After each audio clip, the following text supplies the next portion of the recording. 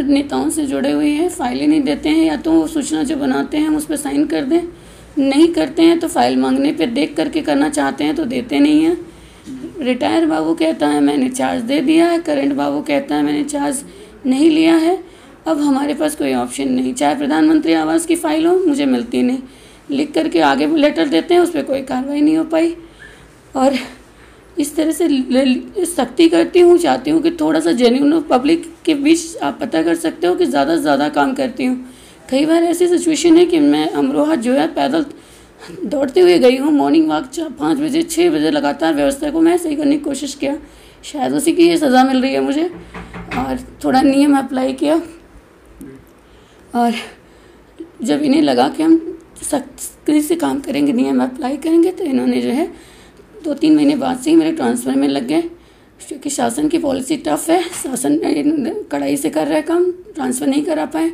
तो इन्होंने लगातार मेरी फर्जी शिकायतें कर करके एक्सप्लॉयटेशन करना शुरू किया। हमने तब भी कुछ नहीं किया, काम करते रहे, सपोर्ट भी कभी कभी बीच बीच में डीएम सर से मिलते रहे, सपोर्ट मिलता रहा, लेकिन पूरी बात हम नहीं बता पाए। डीएम सर भी बहुत व्यस्त रहे, हम लेटर लिख करके एलवीसी के ज़रिए एडीएम सर के स्तर पे भेजते रहे।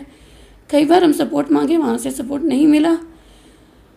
स्थिति ये हो गई कि दबाव बनाते बनाते एकदम टॉर्चर किया जाता रहा, कभी फाइल से पन्ने गायब कर लिए जा रहे हैं, कभी मेरी ही कमियाँ दिखा दी जाती है। और अब तो सिचुएशन ये हो गई कि मुझे हटाने के लिए कुछ लोग परसों भी कर रहे हैं।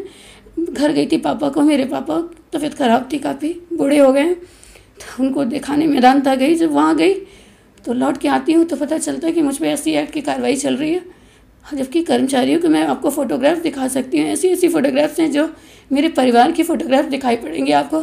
कोई मेरे दाएं बैठा है, कोई बाएं बैठा है, कोई मेरे हाथ पकड़ के अपने ऊपर आशीर्वाद ले रहा है। इतना लगाव रखने के बावजूद उसमें से 1-2 कर्मचारियों को लालच दे करके मिला लिया गया, और उसके बाद मेरे ऊपर एससी एक्ट की कार्रवाई शुरू कर दी गई। बोर्ड मीटिंग होती है, चाहती हूँ कि लीगल हो, वहाँ भी मेंबर अपने हिसाब से चलते हैं। कुछ मेंबर सही हैं, लेकिन कुछ ऐसे हैं कि बिल्कुल वो अपनी तानाशाही चलाते हैं। सब आपका लड़ाई किससे है? लड़ाई आपकी फाइट है जो जिला पंचायत में, जो चेयरमैन है पंचायत में है, किस लड़ाई आपकी? एक्चुअली नगर पंचायत में 1-2 स्टाफ हैं जो हम मनमानी कर रहे हैं, बाकी छोटे स्टाफ उनको इतनी समझ नहीं है। उनका नाम क्या है? उनके नाम क्या है और कौन नगर पंचायत अध्यक्ष है? और चेयरमैन साहब हैं, महिला हैं, लेकिन बेसिकली वो तो माँ की तरह ही हैं। उनके पति का इन्वॉल्वमेंट, उनके परिवार का इन्वॉल्वमेंट, मेरे ज्वाइनिंग से पहले ऑफिस में शराबबाजी होती थी, मैंने सख्ती करके सब कुछ रोका, इस स्थिति को थोड़ा नॉर्मल किया, जिसकी वजह से वो डाइजेस्ट नहीं कर पा रहे। जाहिद भैया, उनके जो हस्बैंड हैं चेयरमैन साहब के, जाहिद हुसैन, थोड़ा सा वो बैक से परेशान कर रहे हैं, पीछे सामने कुछ अपने मेंबर्स को लगा देते हैं और इस तरह से एक्सप्लॉइट करते हैं। जो आप पे कारण जो ऐसे किसी बाबू से है ना? विजय प्रसाद एक बाबू भी हैं, जो कभी अभी कमिश्नर साहब का दौरा हुआ था तो उन्होंने फाइल के पन्ने तक फाड़ लेते हैं, कुछ भी मांगो स्पष्टीकरण मांगते हैं, जवाब ही नहीं। किसके पास जाएं? हमारे पास अधिकार है नहीं, हम सस्पेंड नहीं कर सकते, कोई दंड नहीं दे पा रहे हैं, हम लिखने के अलावा क्या करें? लिखते हैं, कोई एक्शन नहीं होता, सब लोकल का स्टाफ है।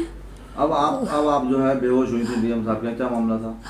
मामला यह है कि हम लगातार परेशान किए जा रहे हैं, जांच कर रहे हैं, कोई बात नहीं करें, लेकिन 1-2 कर्मचारी जो मेरे साथ भी होते हैं उन्हें भी टॉर्चर किया गया। कल गई थी डीएम सर के पास, क्योंकि मुझे पता चल रहा था कि मेरे पीछा किया जा रहा है। मेरे घर के आसपास भी कुछ लोग आए थे जो सस्पेक्टेड थे। जब मैं डर गई फिर मैंने डीएम सर को मैसेज किया कि sir I am not safe, please protect me. तो डीएम सर भी ने तुरंत बुलाया मुझे, बोले आओ पूरी बात बताओ मुझे क्या मैटर है।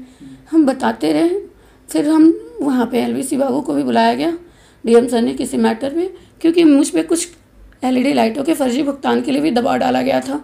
उस मैटर को मैं बार बार IGRS पे कम से कम 5-7 बार शिकायत मेरी डाली जा रही है कि मैं भुगतान नहीं कर रही हूँ, क्योंकि मेरे संज्ञान में ऐसा लगा कि ये लाइट आई ही नहीं है और एक पेपर तैयार कर दिया गया है। चूँकि मैं चार्ज ले चुकी थी और खरीदारी हो गई तो मुझे पता क्यों नहीं चला, ये क्वेश्चन उठता है कि भुगतान के लिए मुझे क्यों याद किया गया। फिर इसके बाद जब आप फिर डीएम सर को जब बता रही थी तो मैं बता ही रही थी कि सर मेरा लगातार एक्सप्लॉयटेशन हो रहा है, मैंने कई बातें आपको बताई है, कई आप बिजी होते हैं नहीं बता पाते हैं, मेरे अंदर बहुत ज़्यादा प्रॉब्लम भर गई है, मेरा एक्सप्लॉयटेशन लगातार हो रहा है। तो सब उन्हें बता रही थी। उसी समय एक LVC हैं रविराज जी, वो आए, मैंने कहा सर मैं जब कोई लेटर लिख रही हूँ तो ये अपेक्षा करके लिखती हूँ तो कलेक्टर से सपोर्ट मिलेगा। तो उन्होंने कहा कि बिल्कुल मिलता है, और आपने जब भी मुझसे मांगा है मैं देता हूँ आपको। तो और काम तो आपको करना पड़ेगा। तुमने कहा सर मेरा काम किसी भी जगह कहीं भी, पूरी व्यथा सुनाते क्या वहाँ तो गिर गई थी क्या? बेहोश हो गए वहाँ पे करते करते ही, अपनी बात बताते बताते, क्योंकि ज़्यादा हो गया था, मुझसे बर्दाश्त नहीं हो रहा था। फिर डीएम सर ने वहाँ पे महिला पुलिस उपलब्ध कराई, हॉस्पिटल भेज करके वहाँ चेकअप वगैरह कराया। तो उन लोगों ने यही बोला कि ज़्यादा प्रेशर की वजह से ही हो रहा है, शायद स्ट्रेस ज़्यादा हो गया आपको। अब आपको जो है आराम के लिए बोला गया था? हाँ। बताओ।